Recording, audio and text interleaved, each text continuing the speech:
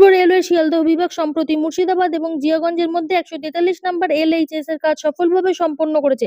3টি লাইন এবং 2টি OHE ক্রসিং এর একটি ব্যস্ত রেলওয়ে সেকশনের নিচে 13টি প্রিকাস্ট কংক্রিটের বাক্স বসানোর কাজ সম্পন্ন হয়েছে।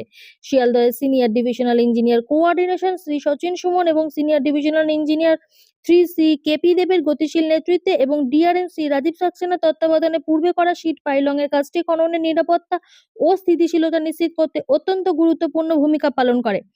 LHS 143 প্রকল্পের পাশাপাশি বেশ কয়েকটি শ্যাডো ব্লকও সফলভাবে সম্পন্ন করা হয়েছে। এর মধ্যে উল্লেখযোগ্য হলো BCM অপারেশন লোকেশন ট্র্যাকের ডিস্টেন্সিং, যা ট্র্যাকের জ্যামিতি বজায় রাখার জন্য এবং বাকলিং প্রতিরোধ করার জন্য অপরিহার্য। এছাড়াও মুর্শিদাবাদ এবং লালগোলার মধ্যে একটি উল্লেখযোগ্য অংশে ব্যালাস্ট ক্লিনিং মেশিনের মাধ্যমে ডিপ স্ক্রিনিং করা হয়েছে, যা নিকাশি ব্যবস্থা এবং ট্র্যাকের স্থিতিশীলতা বৃদ্ধি করবে। ট্র্যাকের অখণ্ডতা ও নিরাপত্তা নিশ্চিত করার জন্য রেলওয়ে ট্র্যাক ওয়েল্ডিং, পুরনো ও ক্ষতিগ্রস্ত রেল ও স্লিপার প্রতিস্থাপন এবং রেল পরিবহন সহ বেশ কিছু পদক্ষেপ নেওয়া হয়েছে। প্রয়োজনীয় রক্ষণাবেক্ষণের কাজও সম্পন্ন হয়েছে। এই মেগা ব্লকের সুযোগ নিয়ে OHE রক্ষণাবেক্ষণের কাজও ব্যাপকভাবে করা হয়েছে, যার মধ্যে বেশ কয়েকটি ওভারহোলিং, তার ও সরঞ্জাম প্রতিস্থাপন অন্তর্ভুক্ত ছিল। এই প্রসঙ্গে শিয়ালদহ বিভাগের ডিআরএম শ্রী রাজীব সাক্সেনা বলেছেন যে TRDS&T এবং অপারেটিং বিভাগের ব্যতিক্রমী সমন্বয় ও সহায়তার মাধ্যমেই এই জটিল কাজটি সফলভাবে সম্পন্ন করা সম্ভব হয়েছে।